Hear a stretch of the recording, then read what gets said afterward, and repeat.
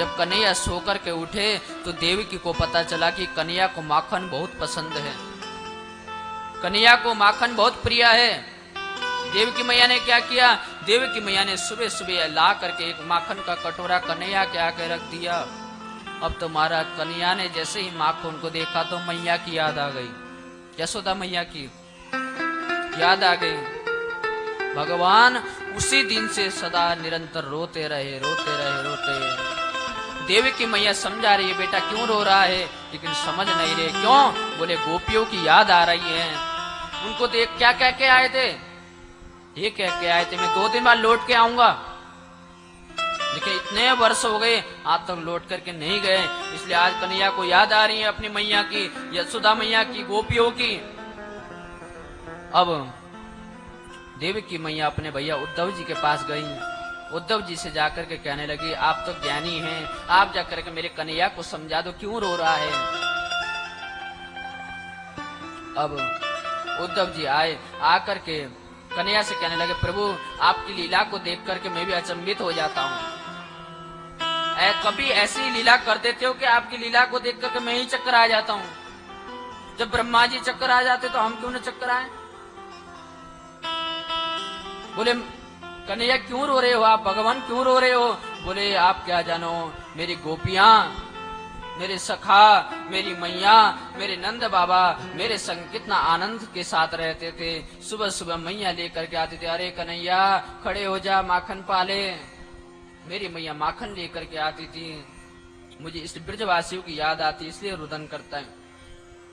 उद्धव जी कहने लगे आप चिंता मत करो, उनको ज्ञान की कमी है। किस चीज की, ज्ञान की। उद्धव जी ने कहा तुम चिंता मत करो, मैं जाता हूँ, जा करके मैं उनको ज्ञान प्रदान करके आता हूँ। उद्धव जी सुबह वहां मथुरा से वृंदावन के लिए रथ में आरूढ़ होकर के चले। जैसे ही शाम को वृंदावन में आए, आकर के देखा कि भगवान के चरण रज पड़े हुए हैं। जब जाते वक्त जो चरण रज थे ना, वहां आकर के देखे तो तुरंत रस से कूद करके भगवान के चरणों को प्रणाम करने लगे। इसलिए आप लोग भी कभी वृंदावन जाते हो तो वृंदावन में जाकर के पादुका धारण नहीं करना चाहिए। पादुका समझते हो, चप्पल। वृंदावन की रज ऐसी है, भगवान गोविंद ने, मेरे कन्हैया ने वृंदावन में बिना पादुका के ही विचरण किए हैं। इसलिए आप कभी भी वृंदावन जाए तो पादुका का धारण कभी ना करें। रज रज में भगवान बसे हैं वृंदावन में। उद्धव जी आए, आकर के कुछ लाला खेल रहे थे।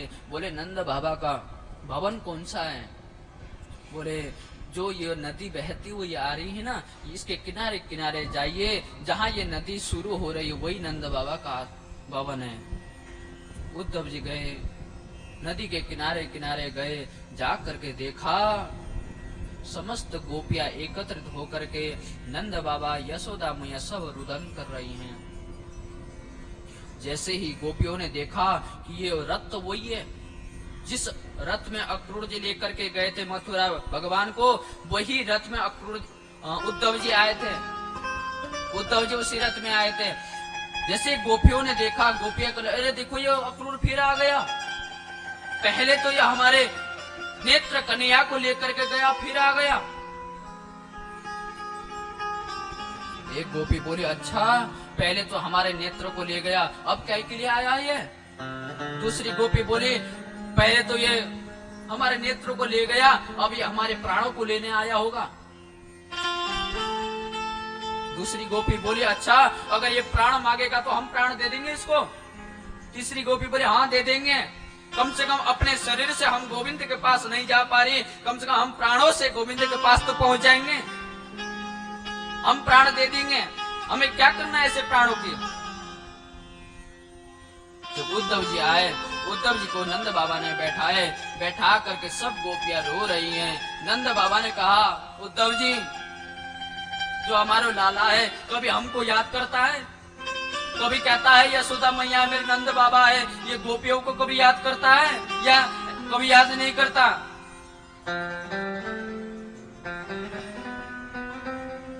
कभी याद करता है कि नहीं, या वही मस्त है खेलने में, खाने में, घूमने में? देखो इन गोपियों की दशा क्या हो रखी है, देखो इन ग्वालों वालों की दशा क्या हो रखी है।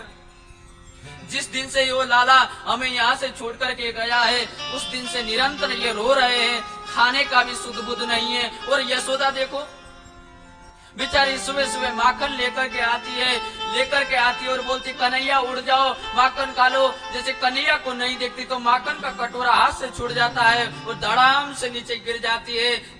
उसके बाद सीधा सुबह ही उड़ती है, गिरी रहती है नीचे, रुदन करती रहती है। सभी के नेत्रों में भगवान की झांकी, मेरे गोविंद की झांकी समाहित हुई है, इसलिए उसका ही दर्शन करते हैं। उनके याद में खो रही हैं, खाने का भी सुध बुध नहीं है। हम भूखी हैं, खाना भी नहीं खाती। अरे हम ऐसी दशा में है, देखो बाहर कितनी बड़ी नदी बह रही है। ये गंगा जी यमुना जी नहीं है, बोले ये असुर की धारा है। जिस दिन से गोविंद इस धाम को, इस ब्रिज को छोड़ करके मथुरा गया है, इस वृंदावन को छोड़ करके मथुरा गया है, उस दिन से निरंतर गोपियां रुदन कर रही हैं, हम भी रो रहे हैं। कब आएगा वो छलिया? आएगा भी नहीं, या हम ऐसे रोते रोते मर जाएंगे? गोविंद आएगा भी नहीं, या हम ऐसे रो करके मरे? उद्धव जी ने जब ये दशा गोपियों की देखी तो उनका ज्ञान भी फीका पड़ने लगा।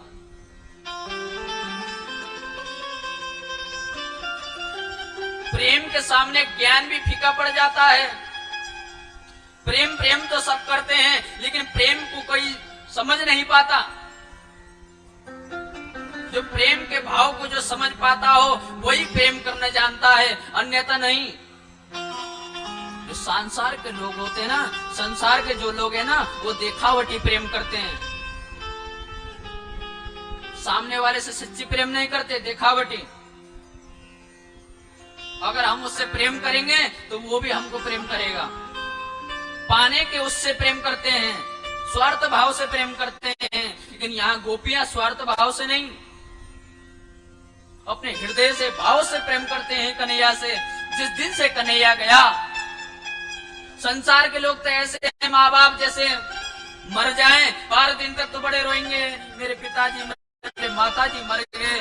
13वीं हो जाएगी तो 14वें दिन से भूल जाएंगे, याद भी नहीं करते। लेकिन यहाँ कितने साल हो गए भगवान को गए हुए, लेकिन गोपियां निरंतर रो रही है, अश्रु बहा रही हैं, रुदन कर रही हैं। यही असली प्रेम है, यही सच्ची प्रेम है। भगवान इसके माध्यम से बताना चाहते हैं कि संसार के लोगों को कैसा प्रेम करना चाहिए। दिखावटी प्रेम नहीं करना चाहिए। भगवान की एक लीला है,